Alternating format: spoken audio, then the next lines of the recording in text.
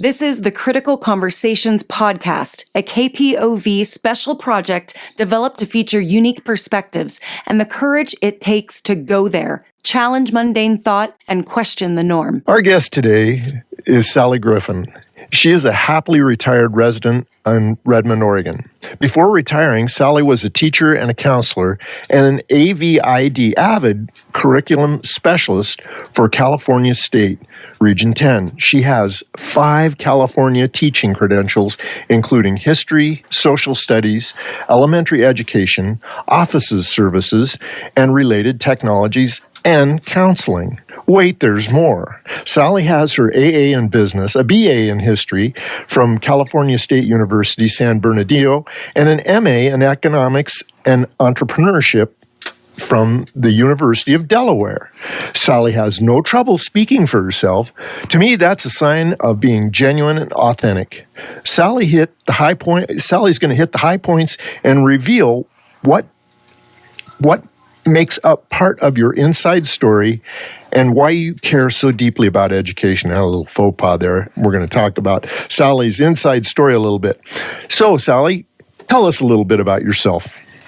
Well, I came to education late. I didn't start teaching till I was 40. I didn't start school until I was in my 40th year.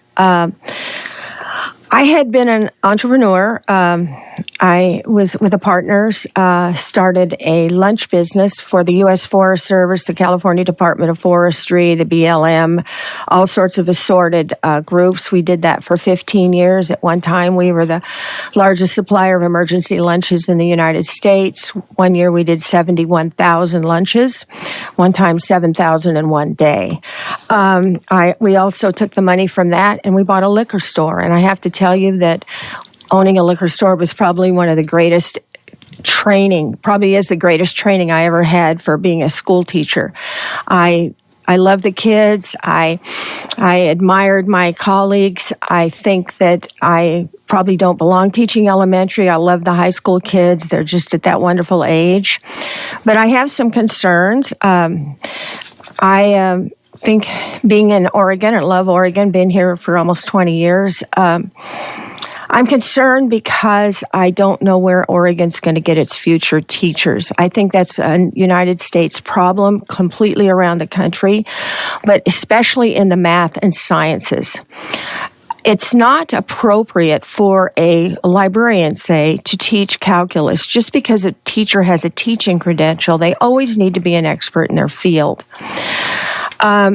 I'm particularly concerned about Oregon because they're going to be competing with other states that pay so much more.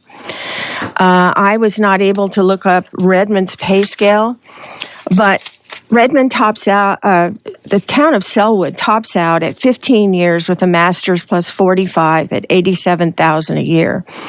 In my district in Riverside Unified, and it's not a rich district. It's not Palm Springs. It's not Malibu. It's not that. You would top out at $120,000. That's a huge difference. And if you think it costs that much more to live in California, you are wrong.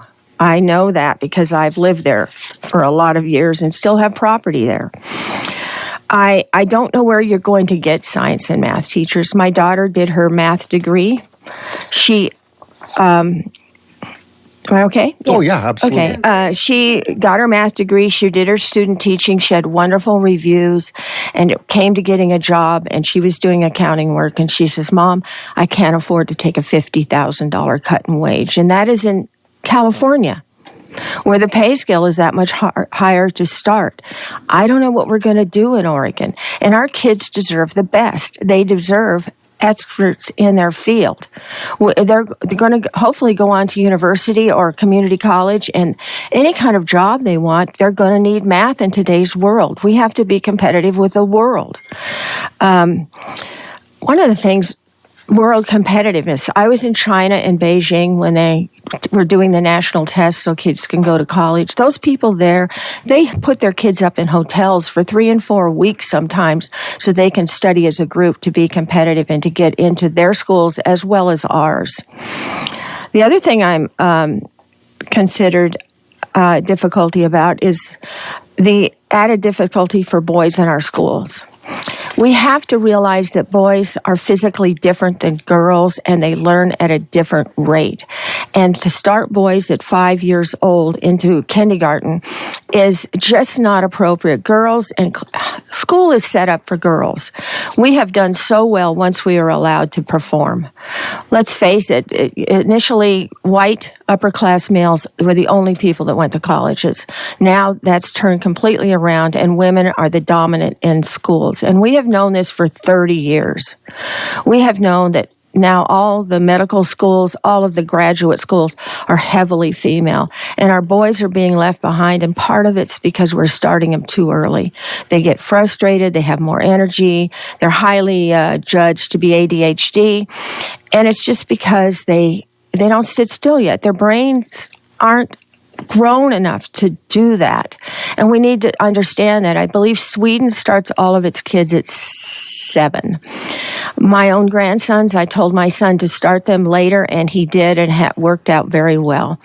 It's sad, but the ability to do that falls heavily on poor people or single moms and things like that. They need to get their kids in the school system and get them out so they can work. My own brother, who is in his 70s now, Long Beach City, had a program, and it was called Junior First. And so when kids went to kindergarten, if they didn't perform very well or they weren't ready to go on, they went to another year of what would be kindergarten over again. This is something we really need to think about, and there's a great book out called Of Boys and Men by Richard Reeves, and it is wonderful. Anybody with sons, grandsons, even any male should read it and understand where some of their problems may have started in elementary school. Most kids get out of high school and then they go, what? They don't have a plan. And it's hard when you're a school counselor, a high school counselor. Your ultimate job, your umbrella job is to get them out of high school. But that should not be our quest. It should be to give them a future. And I don't think everybody should go to college, but I certainly think that they should have the choice when they walk across the stage. They should be ready if they so desire.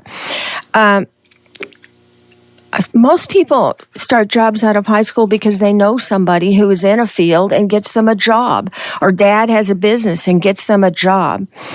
High school we should have to change our focus. High school should be a ready focus.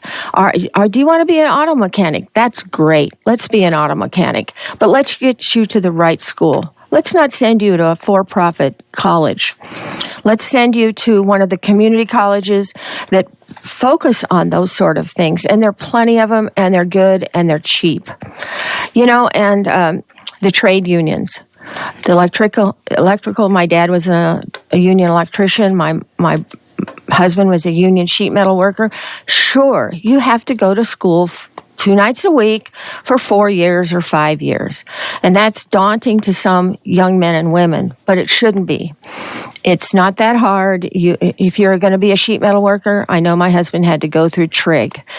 And this is going to segue in. If your kids are taking electives to get out of high school and you're only filling a slot and you're a warm body in the class, that is not challenging your kids.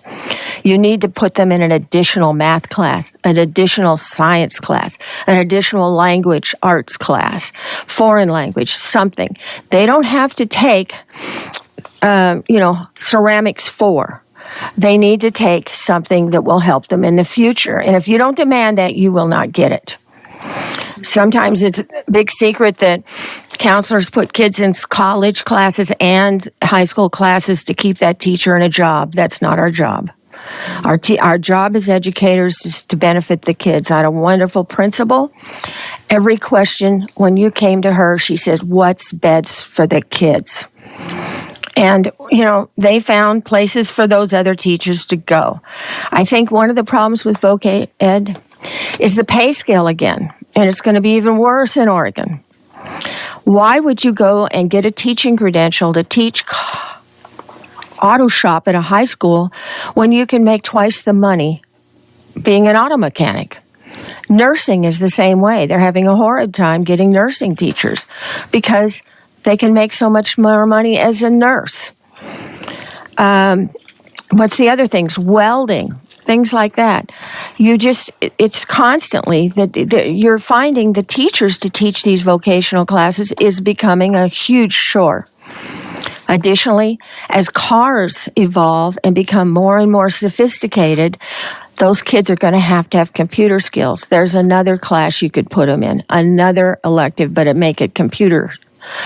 You can't hire an auto teacher for under $100,000. You can't even probably under $120,000 because they can make that in the real world. And why should they not? Why should they teach school? And most places you have to have a teaching credential to teach any class, including vocation.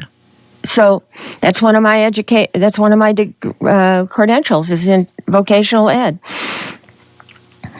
I touched on the competition from the world at large for our students. I've had people say, well, I just want to go back to, when we were teaching. I hear people say, well, we're not teaching the truth anymore. Let me tell you, I went to school in the 50s. They didn't teach us the truth either. Amen. I'm a history nut.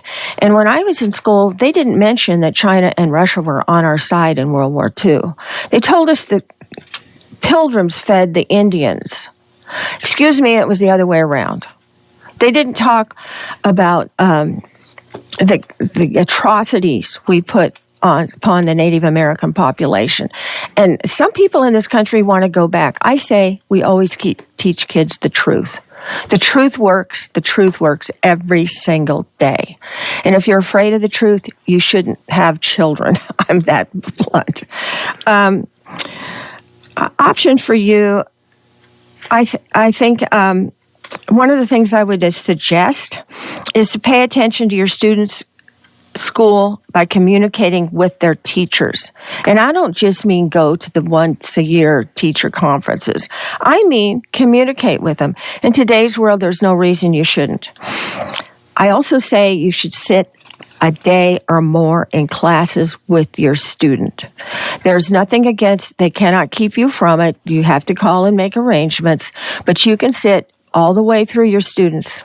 And I say this about high school. It's very important. If your son or daughter comes home and is whining about, oh, how terrible their teacher is and how this and that, okay, go to school, go to classes with them every day, every period for a week or so, and see what you see about what's going on. Believe me, the teachers will love you. I did this with my daughter when she was having attendance problems. I followed her every day for a few days and sat in the quad at lunchtime. And I know this was particularly embarrassing to her, and I didn't care because she was going to be in class. My husband and I went to work every day, and school is her job. And she never skipped a day again. And I told Steve here, I told her at the end of that week, I said, well, Shelley, if this happens again and you're not attending, the next time I follow you around to classes, I will be wearing a robe and slippers and big curlers will be in my hair. And if you don't think that's the truth, you don't know me. And she said, yes, Mom, she was never absent again. Say what you mean and mean what you say and follow through. Also, when you go to your student's school, go in their bathroom and see how clean it is. If the school doesn't respect those kids, then you need to complain. That's how I picked the school I wanted to do my student teaching at. I went into my own kid's school, and I could take a pencil eraser and write my name in the filth at the back of the toilet. Of course, I had a few words to say about that, but the school I chose was the lowest socioeconomic, but it had the cleanest bathrooms for the kids. And I thought, that tells me what they think of their students. These are all common sense issues, by the way, and I'm glad that you take that really basic approach at just dealing with the problem. Thank you. That's what parents should do. That's right. And don't be afraid of the school. Don't be afraid of the teachers. Don't be afraid of the board. Go to the board meetings. Communicate with the administrators at your student's school. Especially Don't wait till there's a problem. Make your kids know that you care. That's another thing. I had parents say to me, well, they're in high school now. They should be able to make their own decisions. I've worked so hard to get them here. I'm just kind of tired, and they're grown up. They are not. This is the most vulnerable period of their life. This is when every single thing, sex, love, and rock and roll. I mean, this is when it comes to face them, and this is where you really need to be diligent. Do not be afraid to communicate with the administration at the district office. And if you have a problem, you are their customer. You are their tax. You pay taxes. This is something you have a right to talk about, and you should. And also another thing, be a monitor on field trips. See what your kids are behaving like. And these kids are wonderful. I want to tell you, I have people all the time say, how did you do high school? I mean, you should get combat pay. My kids were wonderful. And I didn't have any trouble with discipline. I didn't have any trouble. How could they be any different than a liquor store? I mean, I've been called everything. My mother's been called everything. I don't care. There isn't anything you can say to me that I haven't heard. And kids respect honesty. Once again, teach them the truth, and they will love it. And treat them like adults. Treat them like adults, and they rise to the occasion. If your expectations of them are high, they will rise to that. And I had some grief from other teachers. I let my kids have all the food and drink they wanted in my classroom as long as they kept up after themselves. I am not your mother. You clean up your mess, or everybody loses that right. And you know what? I never had another problem. I did have a problem with other teachers because they didn't like it. It's my classroom. It's a benevolent dictatorship. I don't care. I eat at odd times, and growing boys and girls, they're hungry. They're growing. If challenge your student to take rigorous classes, your kids are capable of it. I had a mom say, to her daughter, kid raised her hand, my mom says that this is the toughest class she ever took. And I said, well, good that your mom let you take that.